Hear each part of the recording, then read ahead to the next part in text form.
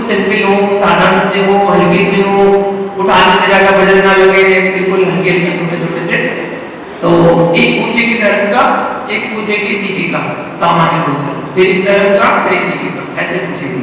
तो सबसे पहले धर्म का क्वेश्चन पूछते हैं। बताइए वे कौन से तीर्थंकर हैं जो तीसरे काल में ही जन्म लिए और तीसरे काल में मोक्ष को प्राप्त हुए? ऐसे तीर्थंकर का नाम बताइए।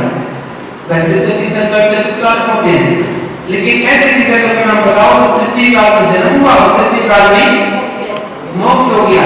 और देखिए गुरु भक्ति का नियम सुनिए, अगर आपसे प्रश्न पूछा जाए तो प्रश्न का जवाब देने के लिए आपको केवल हाथ खड़ा करना है।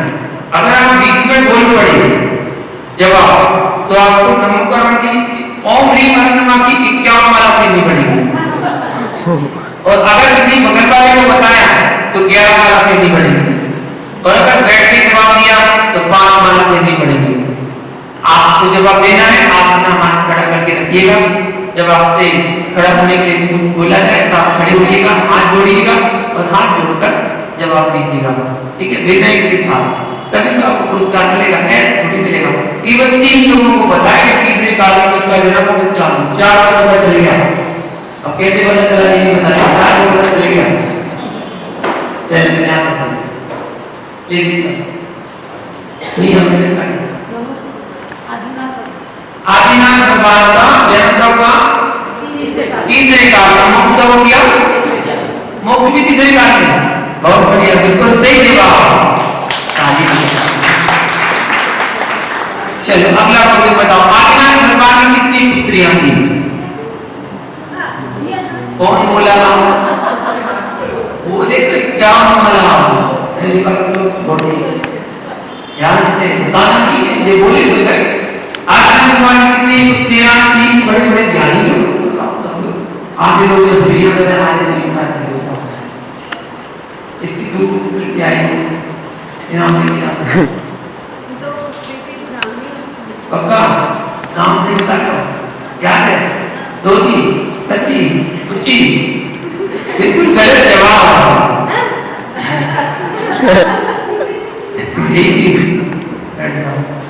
हाँ और कोई बताओ, यहाँ देखो तो माँ का दिख आदिनाथ भगवान की कितनी पुत्रियां थी? ये जवाब देना। चलिए बताइए। 2 पुत्रियां थी, ब्राह्मी और लिपि। ब्राह्मी और लिपि बिल्कुल गलत जवाब। हाँ और कोई बताओ, चलो बताओ। तुम्हारी 50 मिनट बैठ। क्यों क्यों नहीं क्यों नहीं थी? बताओ क्यों नहीं थी?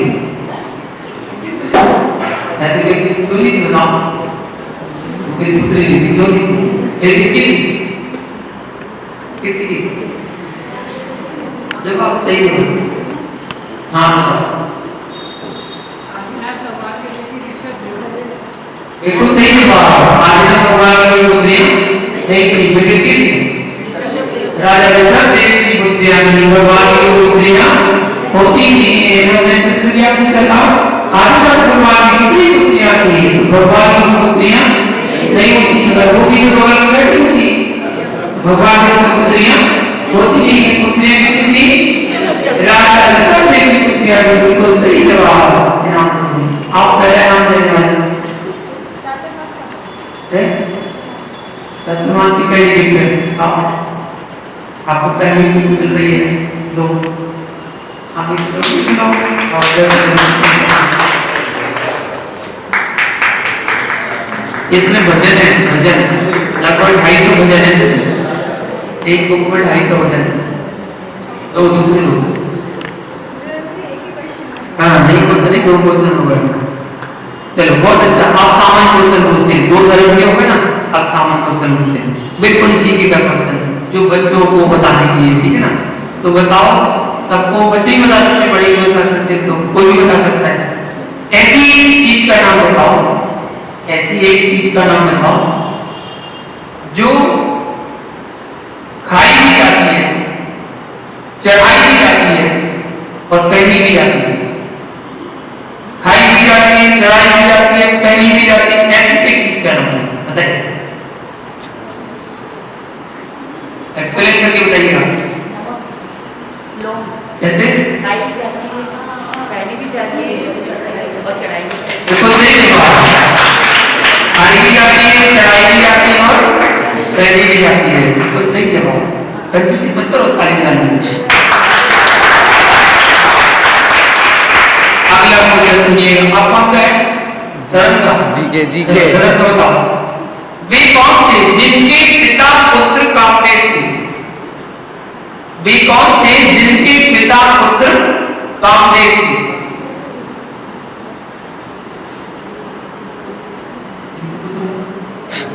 वे कौन थे जिनके पिता पुत्र कामदेव थे? किसी को नहीं? चलो आप बताइए। हाँ कैसे?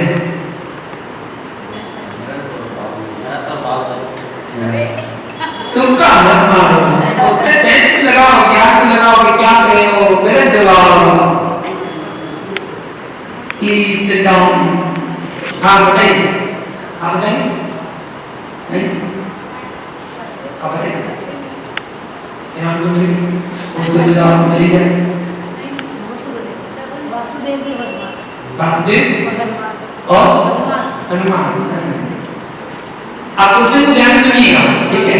स्वाध्याय करने बड़े ध्यान से क्वेश्चन सुनिएगा, जवाब आपको मिल जाएगा। मैंने क्वेश्चन पूछा है, वे कौन थे जिनके पिता पुत्र कामदेव थे? अब बताइए, सोच के समझ के, और यदि आपको क्वेश्चन का जवाब नहीं आ पाए तो मैं आपके लिए 23 घंटे का समय दे सकता हूँ। 23 घंटे में आप इस क्वेश्चन का जवाब खोज कर लाइएगा, कल आपको इस क्वेश्चन का जवाब देना है, ठीक है? क्वेश्चन कल का पहला क्वेश्चन क्या रहेगा? वे कौन थे जिनके पिता पुत्र कामदेव थे? लाइफ मत लीजिए, ये लोग आपसे पूछने आएंगे, ये क्वेश्चन पूछने आएंगे आपसे, आप उत्तर मत बताइए, ठीक है? हाँ ठीक है। वरना पता चला तुम्हें लाइफ में ले ली, तो लाइफ में ली तो मुनीराज की ले ली, तो मुनीराज बता दो, ऐसा नहीं, ठीक है? लाइफ में अपने परिवार की लो, अपने परिवार के रिश्तेदार के कुटुंब की किसी की लो, कॉमन फ्रेंड्स लो या ऑडियंस बोल लो, कोई भी लो, लेकिन मुनीराज मत लीजिए। क्वेश्चन क्या है? याद हो गया आपको तो क्वेश्चन, बहुत बढ़िया। चलिए अगला क्वेश्चन बताइए, ऐसे एक तीर्थंकर का नाम बताइए जिनके नाम में एक कसाय का नाम छुपा हुआ है। एक कसाय छुपी हुई है, ऐसे एक तीर्थंकर का नाम बताइएगा। एक तीर्थंकर का नाम जिसमें कसाय का नाम छुपा हुआ है, कसाय छुपी हुई है, वो कौन से तीर्थंकर है? इतने सरल क्वेश्चन पूछ रहा हूं, इतने सरल पूछ रहा हूं कि बता ही नहीं पा रहे आप। फिर कठिन पूछूंगा तो क्या होगा? अभी तो सरल पूछ रहा हूं, सरल सरल क्वेश्चन पूछ रहा हूं। एक क्वेश्चन आप पूछो, एक प्रश्न पूछो इनसे, एक प्रश्न पूछ लो इनसे, प्रश्न प्रश्न प्रश्न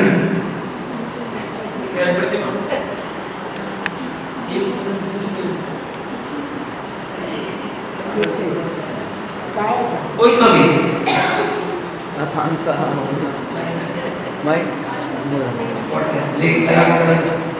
हाँ पूछो।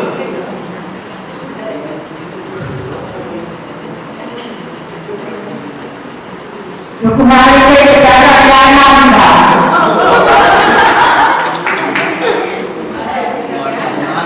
इन्हें अपने पिता का नाम याद है बस, उनकी पिता का भी नाम नहीं पता होगा। आप सुकुमार के पिता पूछ ले। और भी पूछो सरल सा, और सरल पूछो। ओ, इन्हें अपने पापा को नाम याद है बस, सुकुमार के पापा को नाम नहीं मालूम।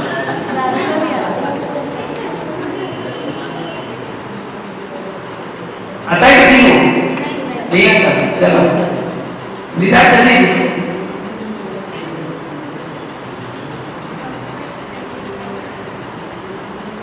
हमारे क्वेश्चन भीम ने किस मांसाहारी राजा को मारा? उनकी क्वेश्चन तो बड़ी सरकार है। इनका हमारे क्वेश्चन में जवाब दे दो। आप पूछ रहे हैं, हाँ बताओ। क्वेश्चन पूछा है, वह कौन सी तीर्थंकर है जिनके नाम में कसाई छुपी हुई है? भीम की मां की उनका नाम बताओ। बता दूंगी। वो प्रतिमा की क्वेश्चन पूछेंगे। आज बताओ, बहुत सरल है, बताओ बताओ। आप बताइए। अभिनंदन कौन से कसाई का नाम है? कसाई का नाम, प्रॉपर कसाई का नाम है। बिल्कुल सरल क्वेश्चन का टीचर का नाम तो पूछ रहा हूँ, कोई कठिन क्वेश्चन थोड़ी है। टीचर का नाम बताना है बस, इसमें कसाई का नाम आता है। गूगल नहीं करना है। गूगल सर्च करना है। यस। कर लो। अरे कर लो भैया, कर लो। गूगल जाकर से पूछो, एक गूगल आदमी से पूछो, किसी से पूछो, आंसर जवाब दो। नहीं आना छोड़ दे, कल छोड़े, नोट कर देना ना कौन क्वेश्चन छूट रहे हैं। हाँ बताओ, ये बता। मुनि सुलगना वाह बहुत बढ़िया।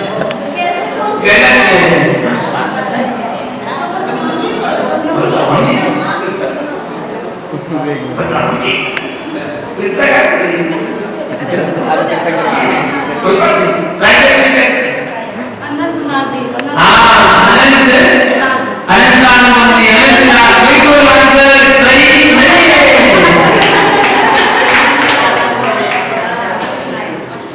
जब आपने सही क्यों नहीं बोला? हमने बोला इसका आंसर बिल्कुल सही नहीं है। अनंतनाथ 24 भगवान के नाम बोल दे रहे हैं। हाँ ये नाम बताइए। 24 लोग एक-एक नाम बोल रहे हैं। मल्लिका बिल्कुल गलत आंसर है। महावीर भगवान।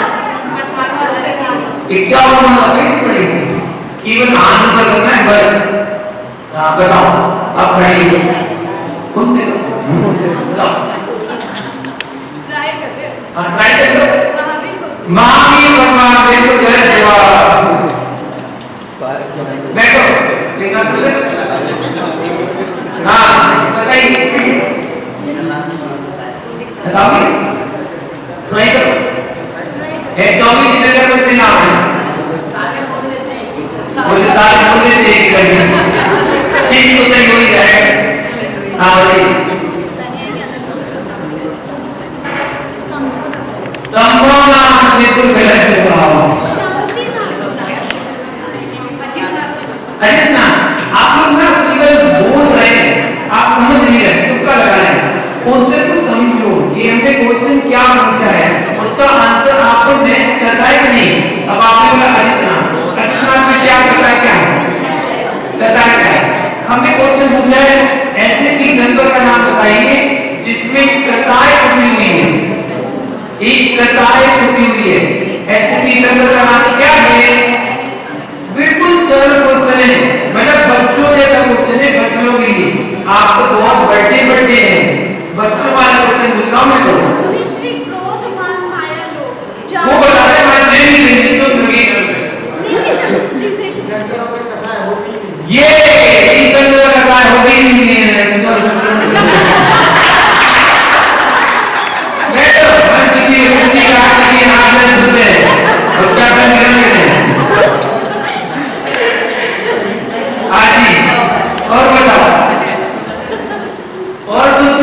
बिना क्वेश्चन चेंज करते हैं नहीं चेंज कर लिए।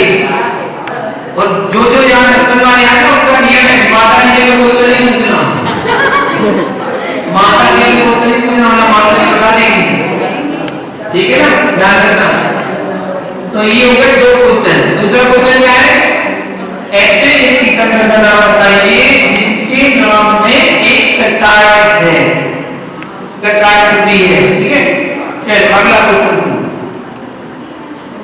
मैं तो सुन रहा था ये तो सरल सरल क्वेश्चन है, कोई बता देगा, बता ही नहीं पा रहा। चलो ऐसे बताइए वे कौन से तीर्थंकर हैं जिनका जन्म हस्तिनापुर में हुआ था? बोले और गए क्या माला ओम नहीं मारना। हाँ, वे कौन से तीर्थंकर जिनके जन्म हस्तिनापुर में हुए थे? और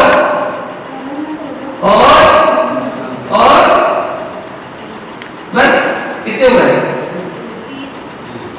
कितने तीर्थंकर हुए? 3 तीर्थंकर। बिल्कुल सही जवाब, शांतिनाथ, कुंजनाथ, आर्यनाथ। 3 तीर्थंकर का जन्म हस्तिनापुर में हुआ था।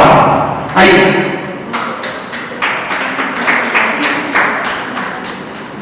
अंतिम क्वेश्चन है, और अंतिम क्वेश्चन है चटपटा क्वेश्चन। कैसा क्वेश्चन? चटपटा क्वेश्चन। तो जवाब दीजिएगा चटपटा सा, अच्छा सा, ठीक है। बताइए 3 क्वेश्चन का जवाब, एक जवाब। ऐसी एक वस्तु का नाम बताना है, ठीक है, जिसमें एक मिठाई का नाम आता है, एक फूल का नाम आता है, और एक फल का नाम आता है। फल का नाम, फूल का नाम, मिठाई का नाम। 3 क्वेश्चन और जवाब केवल एक। सॉल्व करेगा कैसे कैसे ये बताना है। मम्मी से पूछे बच्चे अच्छे नहीं बता रहे, चलो पीछे वाली गुड़िया, पीछे वाली एक्सप्लेन करके बताना है क्या कैसे कैसे। गुलाब फल हो गया, जामुन फल हो गया, जामुन फूल हो गया, गुलाब फल हो गया, गुलाब फल हो गया, अच्छा गुलाब फूल हो गया, फूल मतलब फूल, अच्छा फ्लावर, फ्लावर मतलब फूल, तो गुलाब फल हो गया, अच्छा गुलाब फल हो गया। चलो और जामुन फूल हो गया, जामुन फूल हो गया, अच्छा जामुन फल हो गया, गुलाब जामुन क्या होगी? मिठाई होगी। बिल्कुल सही जवाब है। इतनी मेहनत करनी पड़ती है जवाब देने में, है ना। चलो कोई बात नहीं, मेहनत तो करी। कितने क्वेश्चन? आपकी कोई जिज्ञासा तो बताइए ना, कोई जिज्ञासा, कोई प्रश्न पूछना है? बोलिए।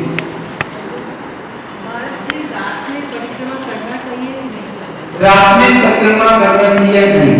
देखिए रात्रि में परिक्रमा करने का निषेध इसलिए किया जाता है कि सूर्य अस्त होने के पश्चात समूर्छन जीवों की उत्पत्ति हो जाती है, और समूर्छन जीव जो है उसी स्थानों में छिपते हैं, रुकते हैं, ठहरते हैं।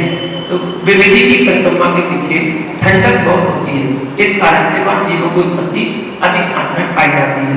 इस कारण से परिक्रमा लगाने के लिए निषेध किया गया, और कोई विधान नहीं है, क्योंकि हम जीव हिंसा से, जीवों को हिंसा से बचाना चाहते हैं। इस कारण से रात्रि में परिक्रमा नहीं लगाते हैं।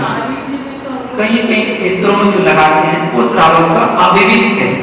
ऐसा मंदिर का नियम नहीं है कि आप रात्रि में वहां पर परिक्रमा लगाएं और आप माला पकड़ लें और दौड़ दौड़ लगा के परिक्रमा लगाए जा रहे हैं। आप भी खड़े जा रहे हैं 1 2 3 4 5 105 106 107 108 हमने जल्द जीत ली, तो क्या मिल गया? गोल्ड मेडल, गोल्ड मेडल मिल गया। सब आप ही 108 परिक्रमा लगाने का आपने संकल्प किया और 108 परिक्रमा लगाया जा रहा है। सोचना, आप विचार करना कि 108 परिक्रमा लगा के जो आपने भावना भाई थी उतना पुण्य एकत्रित नहीं किया होगा जितना आपने वहां पर चल चल के जीवों की हिंसा करके पाप का बंद कर लिया होगा। देखिए परिक्रमा लगाने के लिए निषेध नहीं है, लेकिन विवेक से लगाएं। तो कोई दिक्कत नहीं, उजाला हो जाए, सूर्योदय हो जाए, उसे व्रत लगा लीजिए, कोई बुराई नहीं। ये रात्रि में घंटा बजा के देखो।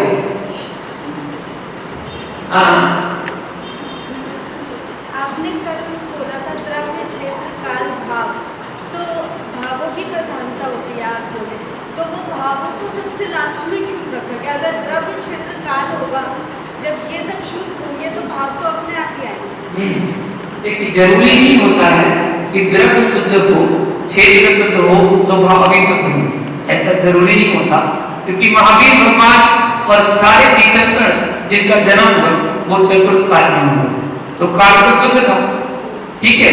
पर क्षेत्र में जन्म हुआ तो द्रव्य शुद्ध था, द्रव्य सिद्ध हो गया, द्रव्य में मतलब मनुष्य प्रयाग में मिल गया तो द्रव्य शुद्ध हो गया, क्षेत्र भरत क्षेत्र मिल गया तो क्षेत्र शुद्ध हो गया, चतुर्थ काल मिल गया तो चतुर्थ काल शुद्ध हो गया, ठीक है। भाव में अच्छी कुल में जन्म ले लिया तो भाव हो गया।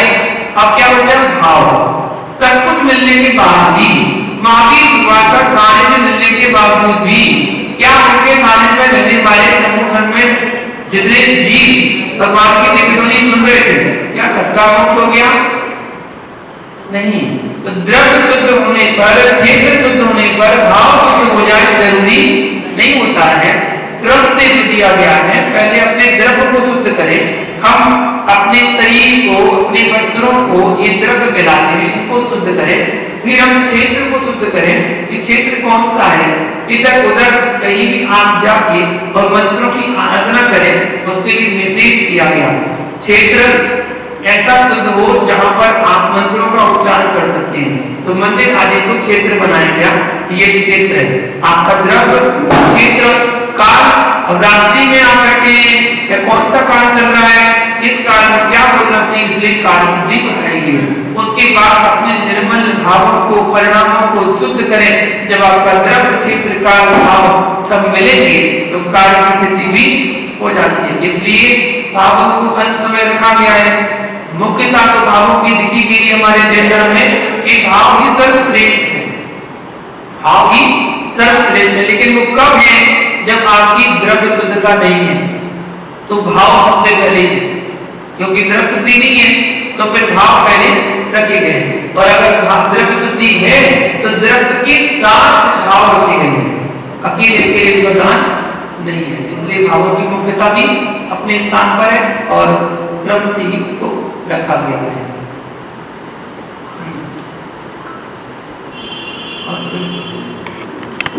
हमारे पीछे जो वेदी रहती है उसको सब सीखते हैं, कुछ होना चाहिए नहीं।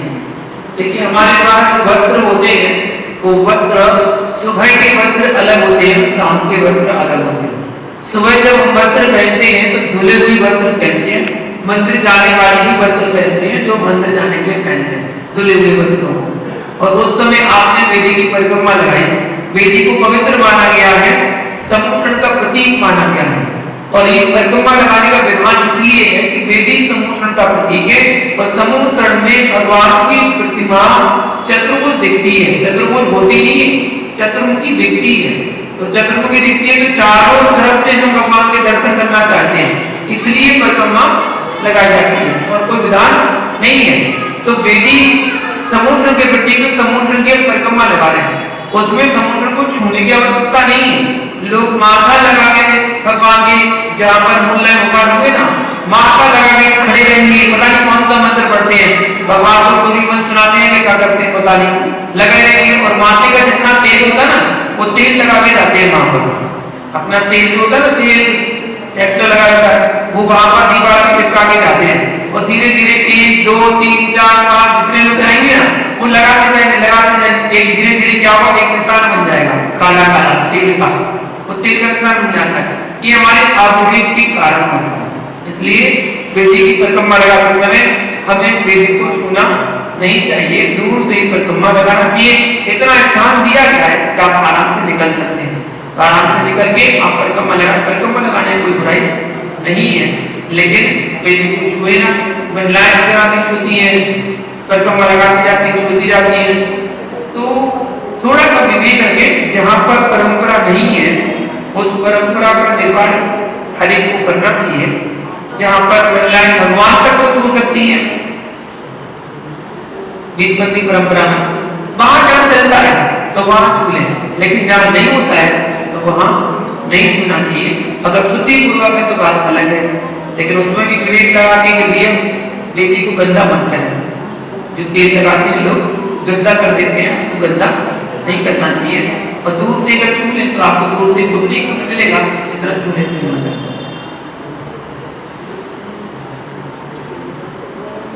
हाँ, तो इसी के साथ एक जिज्ञासा, पूजा की 8 तरफ होती है। 8 तरफ में सबसे पहले जल ही क्यों चढ़ाते हैं? क्या आवश्यकता? सबसे पहले जल क्यों चढ़ाते हैं? देखिए, जल जन्माभिषेक का प्रतीक माना गया है। जिस प्रकार शरीर की शुद्धि जल से की जाती है, उसी के प्रतीक आत्मा की शुद्धि के लिए जल प्रथम में स्थान में चढ़ाया जाता है। जन्म के तुरंत बाद ही तीर्थंकर बालक का क्या होता है? जन्माभिषेक। रुकते नहीं, एक दिन बाद, 2 दिन बाद, 3 दिन बाद, जन्म के तुरंत बाद ही। सो तो कैसा वो बालक होगा, वो हंस रही है सुनते, कैसा बालक होगा वो जो नवजात शिशु आया और वो सीधा अभिषेक शुरू, तो वो भी कितने 1008 कलशों से अभिषेक हो रहा है ऐसे। तो प्रथम जल से ही जल चढ़ाने का विधान दिया गया, जो जन्माभिषेक का प्रतीक माना गया। दूसरे नंबर पर चंदन क्यों चढ़ाया जाता है? तो चंदन राज्याभिषेक का प्रतीक है। तीर्थंकर बाल अवस्था से यौवन अवस्था को प्राप्त होते हैं, उस समय राज्याभिषेक करके राज तिलक चंदन से किया जाता है, इसलिए दूसरे नंबर पर चंदन चढ़ाया जाता है। तीसरे नंबर पर अक्षत तक कल्याण का प्रतीक माना जाता है। राज के बाद तीर्थंकर क्या करते हैं? अक्षय पद का ध्येय बनाते हैं और दीक्षा ग्रहण करते हैं, इसलिए अक्षत को तीसरे नंबर पर रखा गया है, चढ़ाया जाता है। चौथे नंबर पर पुष्प। काम इंद्रिय विजय का प्रतीक रूप है। जो काम इंद्रिय होती है उनके विजय प्रतीक माना गया। तीर्थंकर दीक्षा के बाद निष्कर्षण इंद्रिय रूपी काम इंद्रिय को वश में करते हैं, इसलिए चौथे नंबर पर पुष्प चढ़ाने का विधान किया गया है।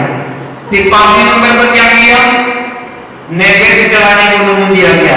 क्यों चढ़ाते हैं नैवेद्य? काम इंद्रिय मतलब रसना इंद्रिय विजय के प्रतीक रूप में स्पर्शन और रसना इंद्रिय सभी इंद्रियों में बलवान मानी जाती है। स्पर्शन और रसना, ये 2 इंद्रियां सभी इंद्रियों में बलवान मानी जाती हैं। इसको बस में करने से सभी इंद्रियां बस में हो जाती हैं। समय सार में आचार्य कुंद स्वामी ने इसे काम इंद्रिय कहा है। स्पर्शन के बाद रसना इंद्रिय ही आती है, इसलिए 5वें नंबर पर नैवेद्य चढ़ाने का विधान है। रसना इंद्रिय, आपको पता सब इंद्रियों का एक ही काम होता है, सारी इंद्रियों का एक ही काम, लेकिन रसना इंद्रिय के 2 काम होते हैं। स्पर्श इंद्रिय का स्पर्श करना, घ्राण इंद्रिय का सूंघना, चक्षु इंद्रिय का देखना, कर्ण इंद्रिय का सुनना और रसना इंद्रिय का चखना और बकना। 2 काम है रसना इंद्रिय। कौन कौन से? एक तो चखना और दूसरा बकना। एक चखती बहुत है और एक बकती बहुत है, 2 काम बहुत खतरनाक है, इसलिए रसना इंद्रिय को वश में करने के लिए नैवेद्य चढ़ाते हैं। फिर 6वें नंबर में क्या चढ़ाते हैं? केवल ज्ञान का प्रतीक। दीप किसका प्रतीक है? केवल ज्ञान का प्रतीक है। इंद्रियों को वश में करने के बाद ही केवल ज्ञान प्राप्त होता है, इसलिए 6वें नंबर पर दीप चढ़ाते हैं। उसके बाद धूप चढ़ाते हैं। धूप अष्टकर्म दहन के प्रतीक रूप है, जहाँ पर अष्टकर्म समाप्त हो रहे हैं। घातीय कर्म नष्ट होने के बाद ही केवल ज्ञान की प्राप्ति होती है और ज्ञान के बाद अघातीय कर्म नष्ट होते हैं, इसलिए क्या चढ़ाते हैं? दीप के बाद धूप चढ़ाते हैं। उसके बाद क्या मिलेगा? मोक्ष फल। तो फल चढ़ाते हैं। क्यों? फल मोक्ष कल्याण का प्रतीक माना जाता है। अष्टकर्म नष्ट होने पर ही मोक्ष रूपी फल की प्राप्ति होती है, इसलिए धूप के बाद फल चढ़ाया जाता है। क्रम से जल जंतु नक्षत्र नैवेद्य पुष्प नैवेद्य धूप फल ऐसे चढ़ाते हैं। 8 द्रव्य तैयार करते समय फूल दीप धूप फल आदि में हिंसा होती है, उन्हें कैसे चढ़ाया जा सकता है? तो देखिए ये कथन सही है, परंतु हिंसा का नाम लेकर हमें आदम की आज्ञा का लोप नहीं करना चाहिए। जो सत्य है यथार्थ है उसका निषेधात्मक नहीं अपितु विधेयात्मक कथन करना चाहिए, जिससे आदम की पुष्टि हो। हमें विवेकपूर्वक क्रिया करना चाहिए, वस्तु का निषेध नहीं करना चाहिए। आप नहीं कर पा रहे तो क्या गलत है? आप नहीं कर पा रहे तो उसको गलत कहला दिया, गलत है नहीं। निषेध मत करो। जिस पूजन में अनेक जन्मों के पाप नष्ट करने की सामर्थ्य हो, निदत्ति निकासी जैसे कर्मों की इच्छा करने के कारण हो, तो क्या वह पूजा जन्य सावध्य मतलब हिंसा पाप को नष्ट करने में समर्थ नहीं होगी? अवश्य ही होगी, मात्र विवेक पूर्वक क्रिया करना बस। जो पूजा के कई जन्मों के कर्मों को नष्ट करने की सामर्थ्य रखती है, तो क्या पूजा में द्रव्य धोते समय जो हिंसा हुई उसको नष्ट नहीं कर पाएगी? कर पाएगी। अतः हमें पूजा जरूर करना चाहिए। ये आलस नहीं करना चाहिए, अरे पूजा में हिंसा होती है द्रव्य बनाने में इसलिए द्रव्य चढ़ाना बंद, हम तो भाव पूजा कर लेंगे, ऐसा नहीं करना चाहिए। और हमें भक्ति भाव से भगवान के चरणों में पूजा पाठ करना चाहिए। समय समाप्त हुआ, आगे कल मिलेंगे। आज के लिए इतना ही। जब लोग भगवान की